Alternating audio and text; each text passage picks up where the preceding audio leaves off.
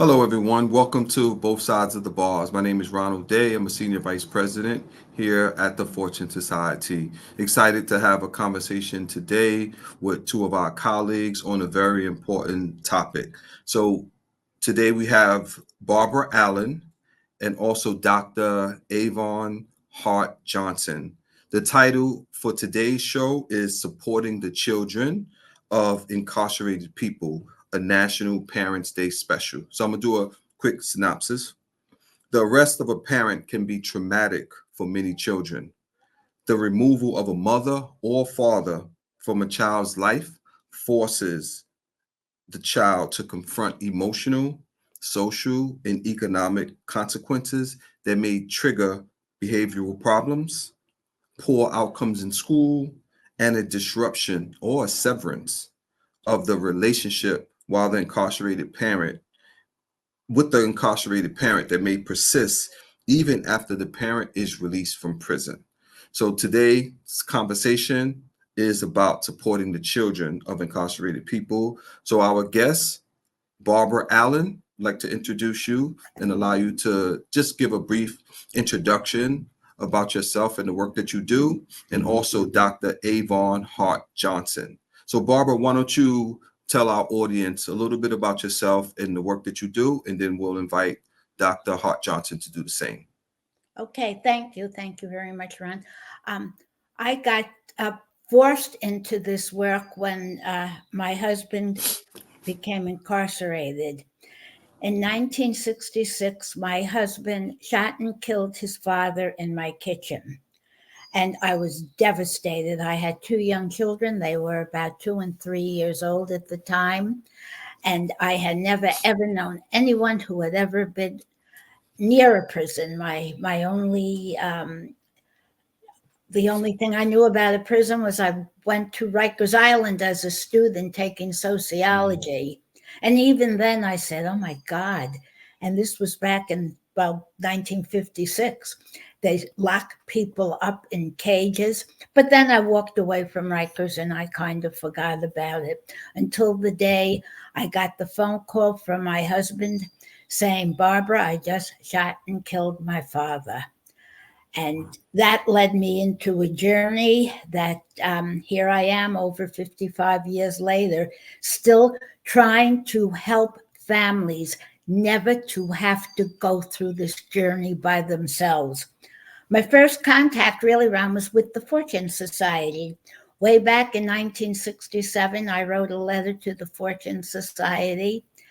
And after seeing a television show they did, their first television show with David Susskind, and I wrote to the Fortune Society, David Rutherford, not knowing who he was at the time, and told him I was doing my time on the outside. And I became a part of the Fortune Society, and with the support I got from them, I was able to help other people. Excellent. That's such a profound story. And Fortune, we talk a lot about how we get involved in service delivery by the experiences of the individuals that we serve and family members. So thank you for sharing that story with us. Very powerful. Now I want to turn it over to you, Dr. Hart Johnson, to give an introduction of yourself and the work that you do, and then we'll get into the conversation. Sure. Thank you. I am the vice president for the International Coalition for Children of Incarcerated Parents. And a lot of the work that we do is to raise the level of awareness about the adversities and the impacts that incarceration can have on the family, particularly the children. And our goal is to disseminate research, put that research out there in the form of a book, in journal articles, and research data so that others might use it. But the other thing that we do is try to raise awareness in communities, and we do that through advocacy. So I belong to a number of advocacy groups, including one that was spawned out of my own organization, DC Project Connect.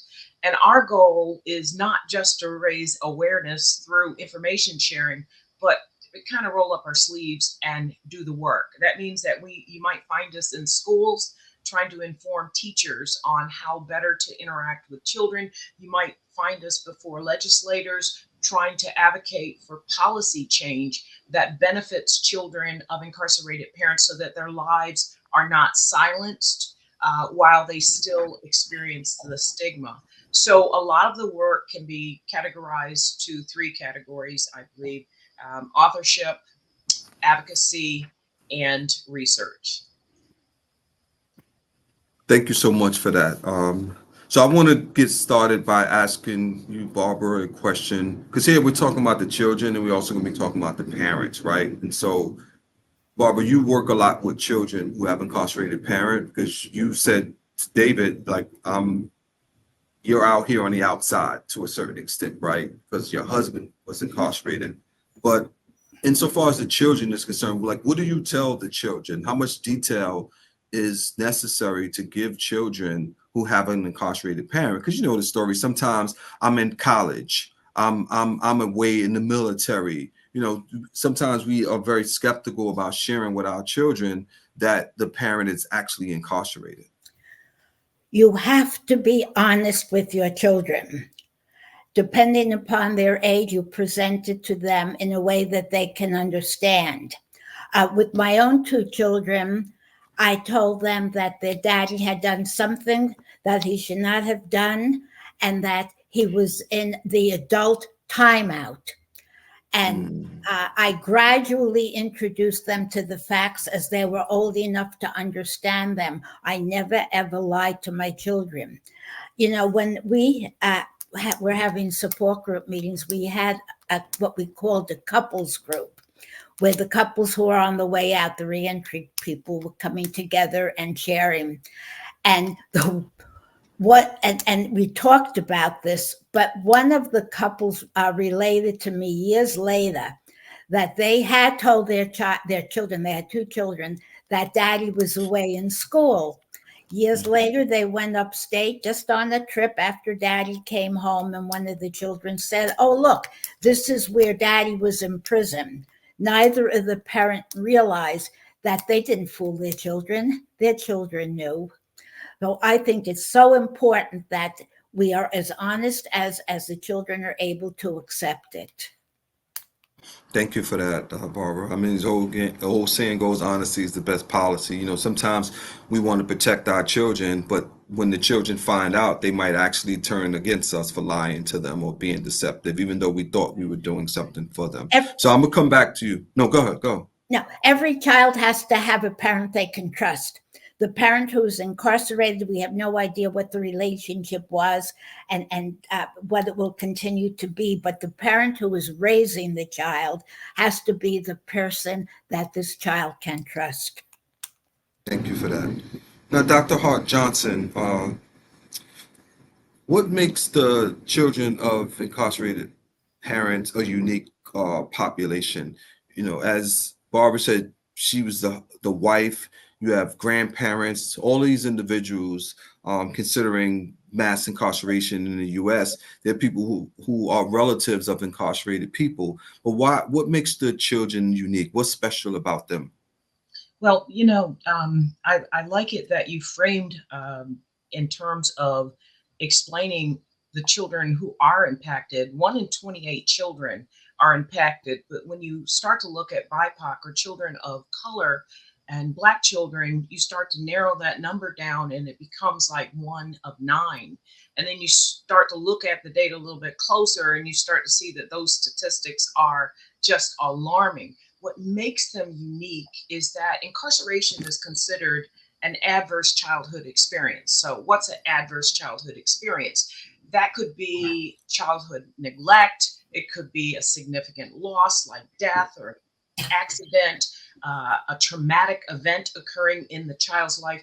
But what's interesting about incarceration is that it comes with so many of these nuances, such as the stigma and the shame, if the child is old enough to feel those experiences. The other thing is that it's an attachment loss, and I think Barbara explained it. It's like you've got to tell the children the truth. You don't have to give them the detail, but at least tell them the truth, because many children suffer from attachment loss. And what that means is that the greater the significance of the relationship or the attachment, the more significant feelings of grief and loss. And the thing about this kind of grief and loss is that it's generally without closure, because the child has the ambiguity of not knowing when their life is going to return back to normal. So, it's interesting that when we look at how a child is impacted, they could be impacted psychologically if they have stressors in their life, like conflict within the home, or unintentional neglect. And what I mean by that is, suppose the mother or the caregiver has to go out and take on extra jobs to meet that income level of someone who was in the house or in the home, and they're now incarcerated. So you've got that child not just losing one parent, but now they've lost two.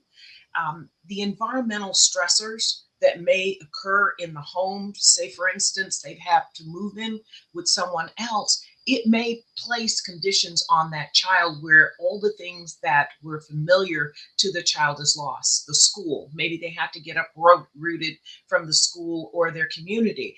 Toxic stress is unaddressed stress, where a child experiences contiguous stress. And what happens with that, and the danger, is that it weakens the immune system. So you hear that sometimes children have asthma, or they have obesity, or they later grow up to have like heart disease and things like that. It's because of these conditions of toxic stress. So yes, it is a very unique population.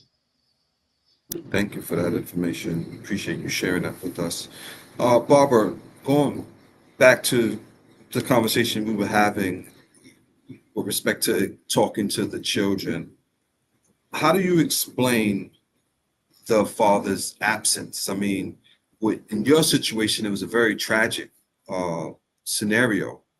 You have all kind of reasons that people end up incarcerated, right? Yes. Here we're just how do you explain the father's absence? And now our society increasingly is incarcerating more women, so we also have a lot of women who are now incarcerated. How do you explain the absence to the child? Again, as I said, you have to be as honest as the children can understand at their age. And you, the parent, as I said, I told my children that daddy did something he should not have done, and he is being punished. And another thing I feel is so important, children have to be allowed to express their feelings about what is happening. I cried with my children. I showed them that it's okay to cry. It's okay to feel bad. But then we get on and we go on with our lives. But we have to be open and honest. If we do not explain to our children in a way that they can understand, they're going to feel guilty. A child feels guilt if a parent dies. Like, what did I do to cause my father's death, or my mother? How could I have avoided it? As far as a child with a mother incarcerated, of course, so often it's the grandparent who has to assume the responsibility of the child. I say often that the family is the collateral damage of the criminal justice system. And we have to have the resources to go on and to live decent lives ourselves. I could proudly say that I raised two children whose father was in prison, whose father was in rehabs and etc. And they turned out to be wonderful children and wonderful adults. So it does happen. And it can happen. And that's what we should focus on. There are success stories. Thank you for that.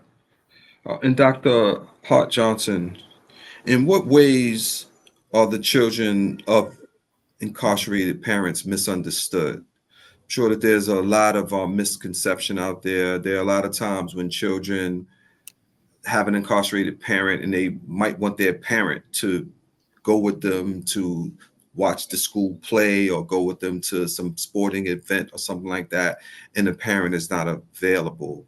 And so children are misunderstood. Sometimes children might themselves be deceptive about their parents' incarceration. Give us, enlighten the audience a little bit about how children are misunderstood who are have Sure, incarcerated sure. parents. Absolutely. So children are misunderstood because, children respond to their environments and how they're treated. And oftentimes, one of the biggest myths is that children of incarcerated parents are going to grow up to become incarcerated themselves. Let me clarify that that is a myth. If a child has a well regulated adult in the family that gives them love, that gives them support, that gives them that kind of uplift and motivation that Barbara gave to her children, then you're going to see a thriving child. um, Children have a tendency to behave in a way as they're responding to their environments, even in school. So sometimes children are misunderstood because they show up at school and they're restless and they're not sitting down and maybe they're jumping around. And I try to tell teachers sometimes children are acting that way because that's the only place that they can be children, because they may have adulting responsibility at home. And that may not seem like it's plausible, but in some of our research studies, we found that children were, cooking food, washing clothes, caring for their younger siblings. So children might get a chance to really be kids when they're at school, and oftentimes they're misunderstood by their teachers. The other thing is that children have a tendency to process their inner worlds through playing. So I thought Barbara was going to say earlier, and I wanted to chime in that let children be children and tell them the truth to the degree that it's age appropriate, but allow children to play because, number one, you're removing that adult responsibility, and you allow them to process their world through play. So thank you for that. No, that's super helpful for us. And Barbara, back to you. So there's always a question, depending on, like you said, age appropriate, whether or not parents should even take children, or grandparents or whomever should take the children to visit the loved one, the parent that's incarcerated. What are your thoughts on that? Because some people are like, I don't want my child going inside of a correctional facility. I don't want my child to have that experience. And I can't begrudge a parent for saying, I don't want my child or myself to have to deal with the trauma. But we also know that there's a need at times for children to maintain the relationships that they have with that particular loved one, mother or father. I am so glad you asked me that, because I have very strong feelings that a child has to know their parent, but an institution, a prison, has to make their facility child friendly. And I always go back to my personal story. When my husband was first arrested, um, there were no contact visits in New York State. The only place that had a contact visit was Sing Sing. And back then, Sing Sing was reception for everyone. So no matter what you crime, you were sent to Sing Sing. And I could bring my children. They could play with their father. They could see him. They were too young to read his letters. They were just squiggly lines on a page to them. Back then, there were no telephone calls. A loved one could not call you from prison. But I was so happy I could bring my children there and they could see that he's a real person. Then my husband was moved to Greenhaven, and Greenhaven did not have contact visits. They had a ceiling to table screen. I would not allow my husband or my children to visit my husband in a cage. I no longer allowed them to go for visitation. I think if the environment is a healthy environment for the children, such as we have in Bedford Hills, our women's prison in New York State, where they have a playroom for the children and games and places for the children to be able to relax. A child has to know their parent. their imagination can be worse than reality. But again, that is up to the individual parent. I can understand why someone would not want to bring their child into the environments as they exist today. But I think there has to be a lot more work done to make a prison a place where a child can feel comfortable. Does that answer your question, or did I go It off answers it. on a tangent? No, no, no. That was perfect. And that leads me to my next question for you, Dr. Hart-Johnson, because there are stigmas associated and trauma associated with incarceration and with visiting a loved one that's incarcerated. What are three things that you think adults could do to prevent further perpetuating the harms and stigmas and the shame to children of incarcerated parents? Well, the first thing is that parents should have a very attuned nature where they're tuned into their children, they're paying attention. And I kind of alluded to this earlier, is that you need a well regulated adult. Children's worlds are colored by the way that their parents behave, and they even learn how to problem solve and how to develop emotional regulation, how to deal with stress and things like that.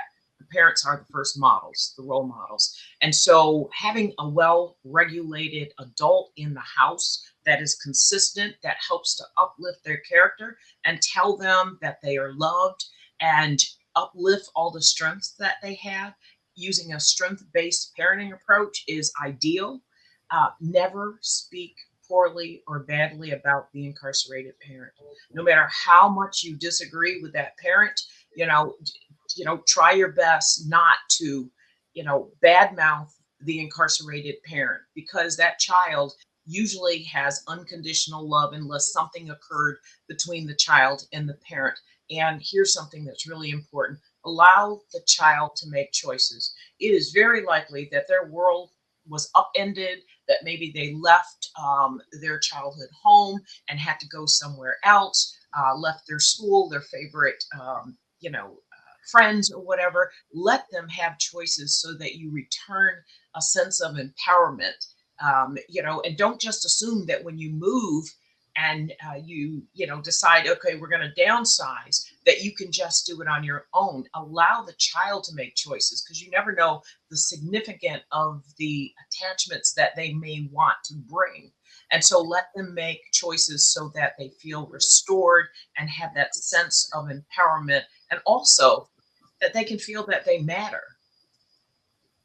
Excellent. That's super helpful. Thank you so much for that. Barbara, I wanted to follow up with you about something that you said, and that is the facilities need to create a healthy environment for the children. And you mentioned Bedford Hills. I know that some facilities are doing that. Another point about that is the engagement of the parent with the child. Because, sometimes I was inside for 15 years, and it's always about how do I interact with my child. Sometimes I'll be on visits, you see the child just running around, and the parent would be interacting with whoever the adult is, but not really with the child. What advice could you give to parents and others for what to do with the child when they're actually going to visit a loved one who's incarcerated?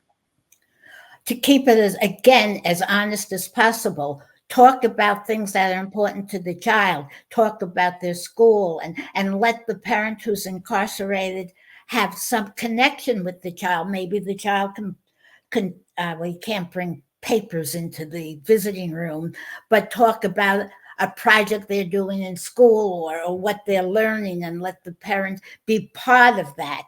We want to be inclusive. Uh, it's very difficult to have that kind of relationship when it's long distance. If the child is a little bit older, perhaps the child could talk about a book that they're reading to the parent, and maybe the parent who's incarcerated could actually be reading the same book, to be on the same page, to be level with the child. Of course, the parent should show, a lot of concern as to what the child's life. Be a part of it. I tell the families that I work with, the Prison Families Alliance, bring reality into the prison. You know, so many families don't want to put a burden on their incarcerated loved one. So if their child is having difficulty, they're not going to admit it. They're going to say everything is wonderful. No, it's not. And the parent should be aware of what's really going on in the child's life. That's excellent. I love the idea of reading a book that your child is reading and engaging with them and being concerned, obviously, about what's happening with the child, not just with the parent. Um, Dr. Hart-Johnson, we only have like a minute or so left. Can you give us some information about what legislators can do to protect children of incarcerated parents in a minute or so? Sure. The number one thing is to pass legislation so that people who interact with children of incarcerated parents are trauma informed. That's in a school resource officer, prison officials, anyone who touches base with a child and interacts with them should treat them with trauma informed sensitivity. The second thing that they can do is provide funding for nonprofits, for mentoring programs, and for community programs. And those programs need to be trauma responsive as well. Thank you. Oh my goodness, this was a wonderful conversation. So thank you so much, Barbara Allan. Seeing you in this particular space here, communicating to our audience about this very important issue. And thank you also, Dr. Hart-Johnson, for the work that you've done over the years to support parents and children of those who are incarcerated. And thank you to our audience for joining us again for this great episode. And looking forward to talking with you again. So excited, the ideas that were presented here, being more trauma informed, making sure that we're engaging with our children. Thank you so much for this special Children of Incarcerated People, National Parents Day special. Have a nice day.